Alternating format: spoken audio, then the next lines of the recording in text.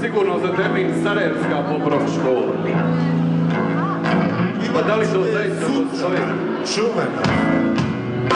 Poprok škola i fabrika čola, čuronele, alenzele, farni valja.